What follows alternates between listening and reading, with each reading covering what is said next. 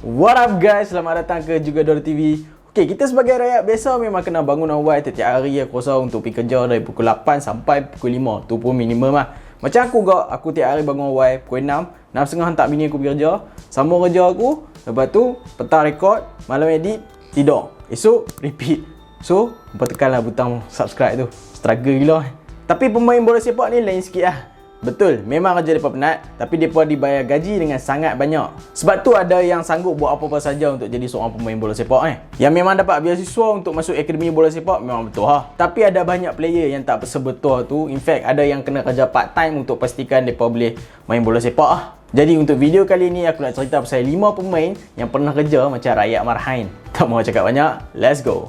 Nombor 5, Ricky Lambert. Mungkin ada yang kenal Ricky Lambert ni, mungkin ada yang tak kenal. Tapi fans Liverpool mesti kenal. Sebab dia adalah salah satu legendary trio Liverpool bersama dengan Mario Balotelli dan Fabio Borini. Pada tahun 2001, Lambert bermain dengan Macclesfield Town di Division 3. Tapi dia tak dapat 1 sen pun.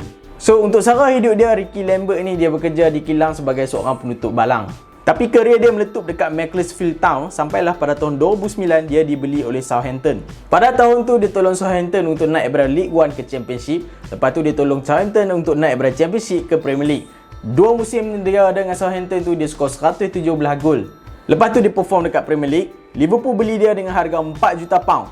England call up pun dia dapat. Tapi lepas tu performance dia memang merosot banyak, jadi dia terpaksa dijualkan ke West Brom. Lepas tu Cardiff, tahun 2017 dia bersara. Nombor 4, Peter Schmeichel. Sebelum Manchester United legend ni buat debut profesional dia sebagai pemain bola sepak pada tahun 1987 dengan Brøndby, dia bekerja di dalam kilang tekstil. Tapi disebabkan isu keselamatan, dia resign dan bekerja sebagai seorang cleaner di rumah orang tua-tua selama 12 bulan. Lepas tu dia jadi sales manager di WWF. Bukan yang ni yang ni. Tapi lepas tu Peter Schmeichel dapat offer kontrak profesional oleh Brøndby. Sejak daripada tu Peter Schmeichel menang 4 Liga Trofi dalam 5 musim dia bersama Brøndby. Dia juga perform dekat UEFA Cup 1991 dan telah mendapat nombor 10 dalam goalkeeper terbaik dunia 1991. Dan musim seterusnya Alex Ferguson beli dia untuk Manchester United. Dan apa yang orang putih kata, and the rest is history. Di Manchester United dia menjadi club legend dengan bermain selama 8 tahun di situ dan memenangi 5 Premier League, 3 FA Cup, 1 League Cup dan 1 Champions League. Nombor 3, Miroslav Klose. Miroslav Klose ni sebelum dia jadi seorang pemain bola sepak, dia bekerja sebagai seorang tukang kayu.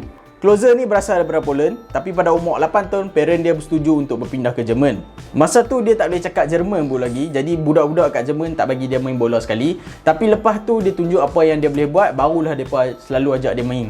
Tapi masa tu Klose tak bermimpi pun lagi nak jadi seorang pemain bola sepak. Pada umur 16 tahun, Klose tengah study untuk jadi tukang kayu. In fact, dia lulus ujian tukang kayu tu 99/100. Dan pada awalnya dia bekerja sambil bermain bola sepak. Tapi lepas tu dia dapat kontrak profesional dan dia akhirnya pilih bola sepak sepenuh masa. Dia bermain dengan FC Kaiserslautern dan Werder Bremen. Selepas tu pada tahun 2007 dia sign untuk Bayern Munich. Tapi bagi aku yang betul-betul define Klose ni adalah kerjaya dia dengan skuad kebangsaan Jerman lah. Dia membuat debut dia dengan Jerman pada umur 24 tahun dan seterusnya menjadi Jerman rekod top goal scorer dengan 71 gol. All time top goal scorer di dalam sejarah World Cup dan antara 3 player yang dapat skor di dalam 4 World Cup yang berbeza. Dan akhirnya pada tahun 2014, Klose memenangi World Cup bersama Jerman dan bersara daripada pentas antarabangsa selepas tu. Nombor 2, Thomas Meunier. Cerita Thomas Meunier ni aku rasa adalah cerita yang antara paling inspiring bagi aku. Dia bermula dengan bermain untuk banyak youth club, tapi akhirnya dilepaskan sebab dia ada banyak masalah kecederaan. Meunier cakap masa tu dia give up dah nak main bola sepak.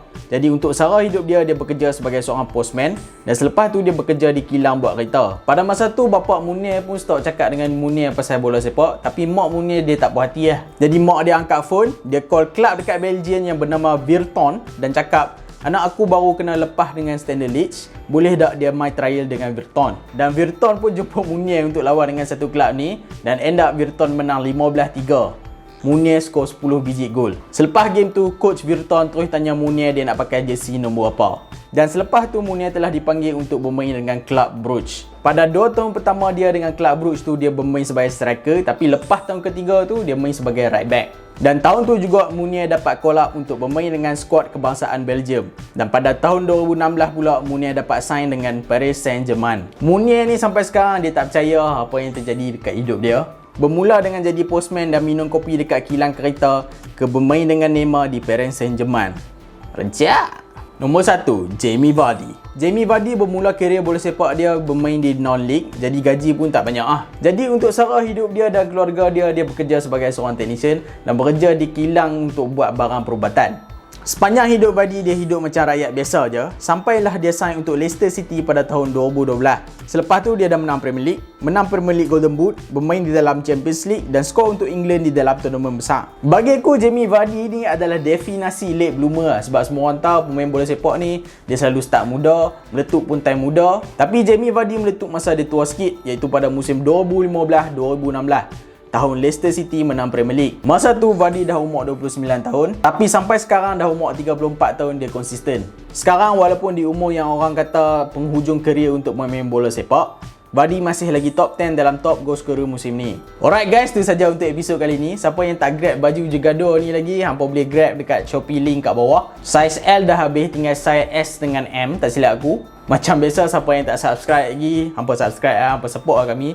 Penat kerja daripada pukul 8, pukul 5, lepas tu buat YouTube pula. Hampa tekan je butang subscribe tu, free je. Kita jumpa next video. Bye.